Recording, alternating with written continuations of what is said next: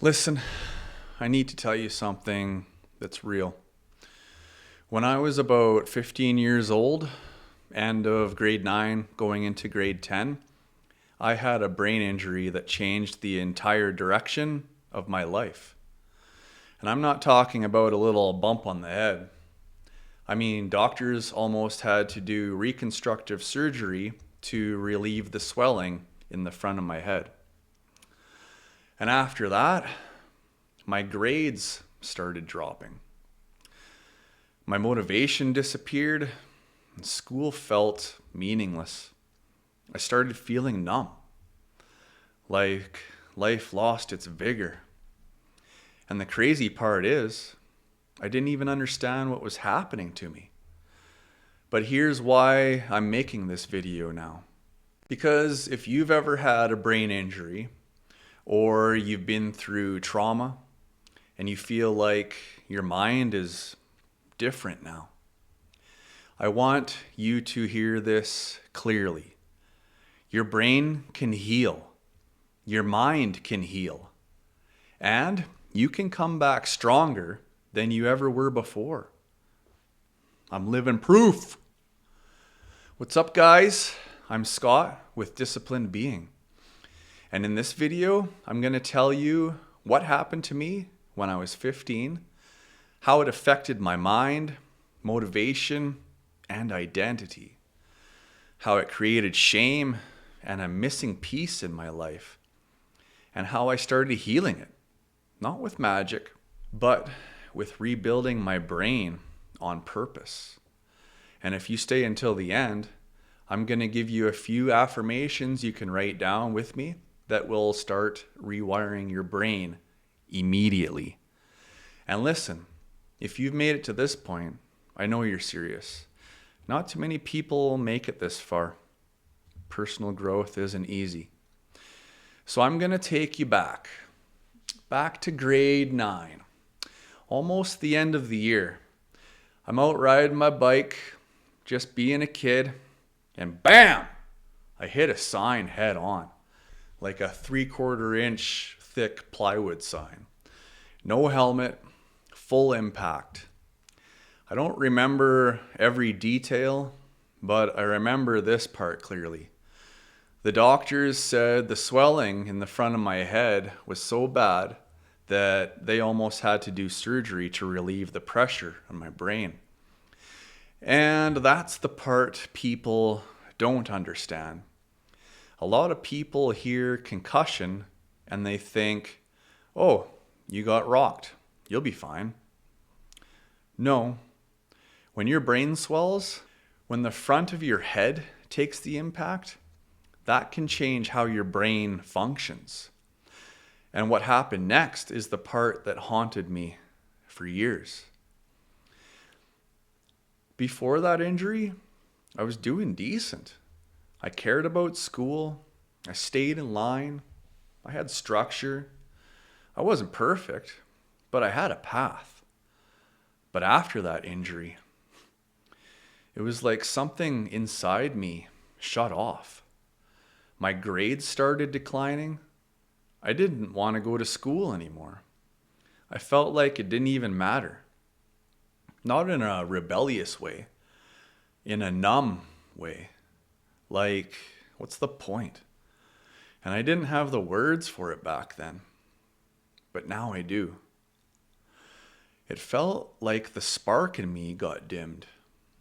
Like life lost its color, and my parents noticed it too.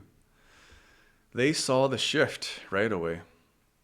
And I know some of you know exactly what I mean, because a brain injury doesn't always look like you can't walk or talk. Sometimes it looks like you can't focus, or you don't care about things like you used to, or you feel flat, you feel disconnected, you lose motivation, you start chasing quick dopamine, you get pulled into being social, distractions, avoiding responsibilities, and you don't even know why. You just think you're lazy, or you think you're broken Or you think, maybe I'm just not smart. No.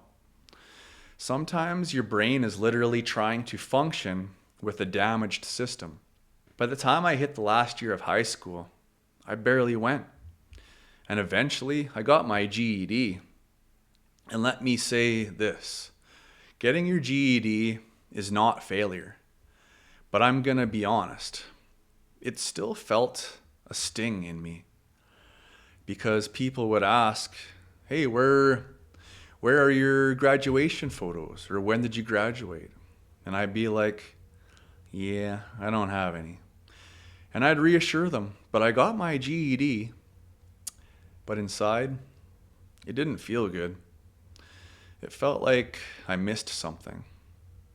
Like I missed the moment where I was supposed to become someone.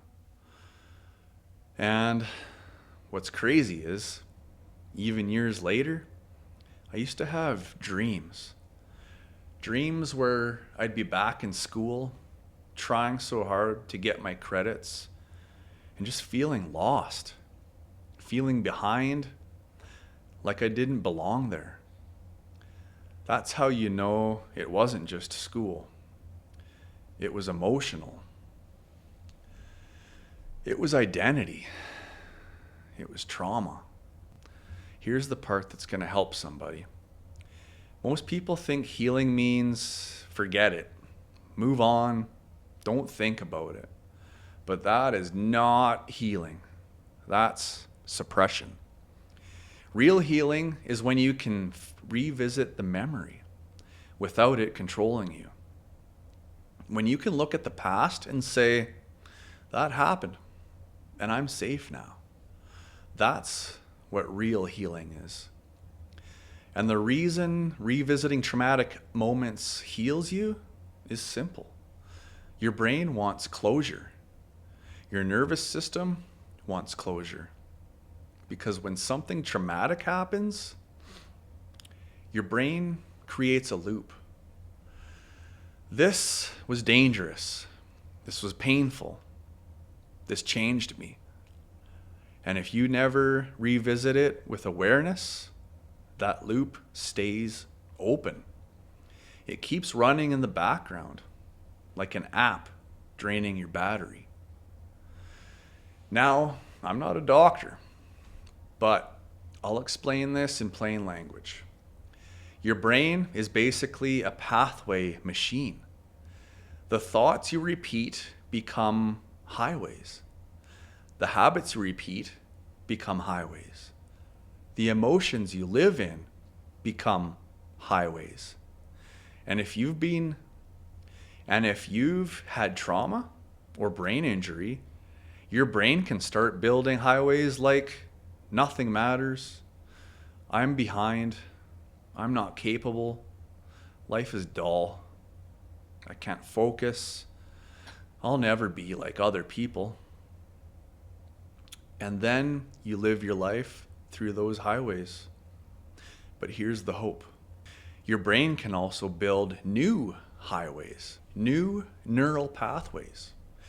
And you build them through learning new skills, creating new routines, training your body, reading books, improving your mindset, changing your environment, changing what you feed your mind. That's not motivational talk. That's how the brain works. Because look at me now. I'm a father. I train boxing. I create content. I study the mind. I build my life intentionally. I'm not numb anymore. I'm not lost anymore. And the biggest difference is I stopped waiting for life to feel good. And I started rebuilding myself on purpose. And I want to say this because it matters.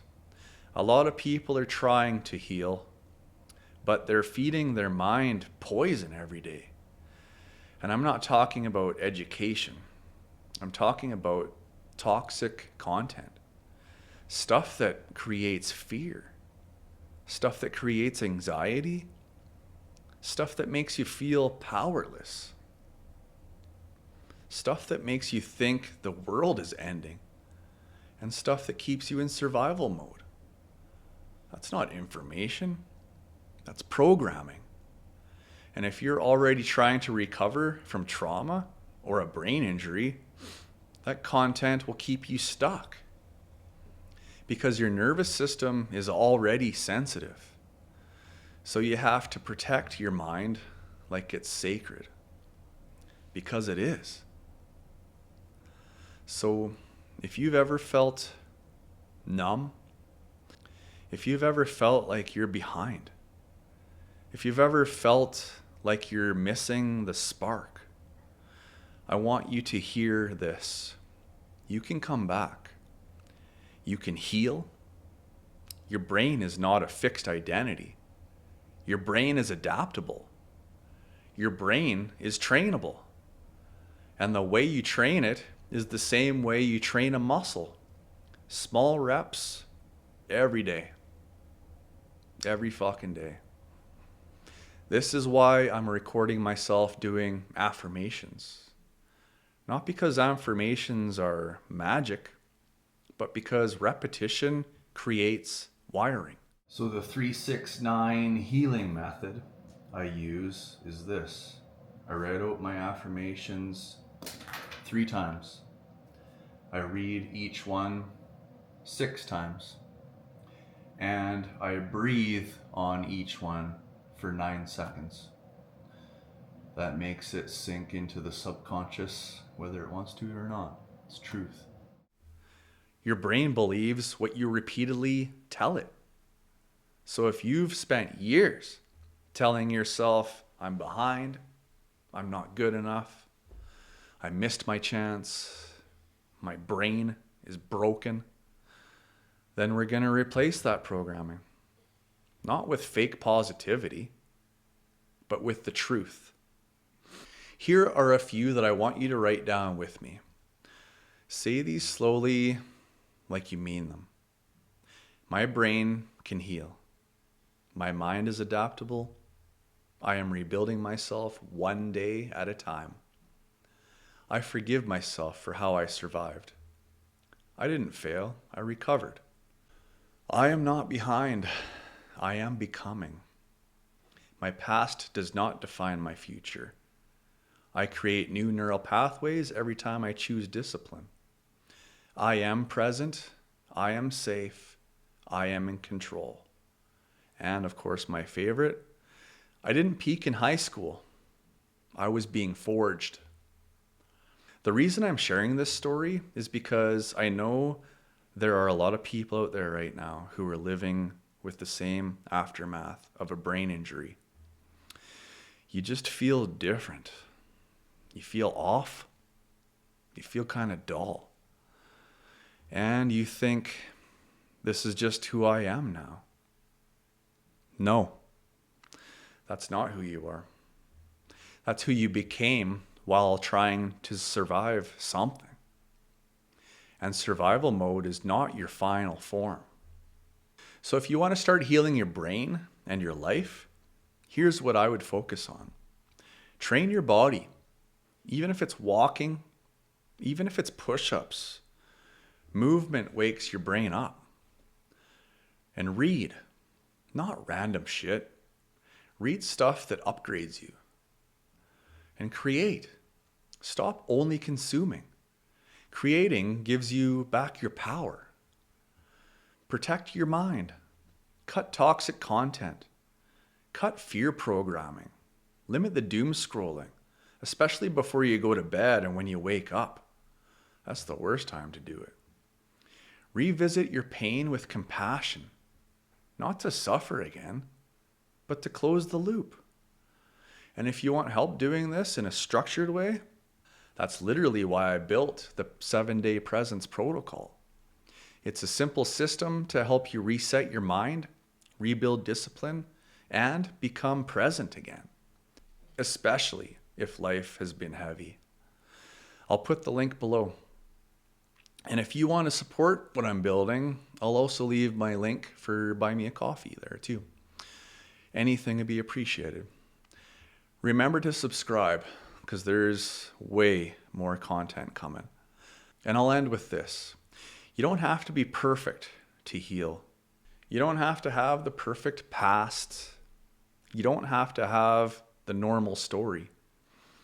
Sometimes your life starts with trauma. Most people do. And your power begins when you decide, I'm not staying there. Your brain can heal. And you can rebuild yourself into someone you're proud of.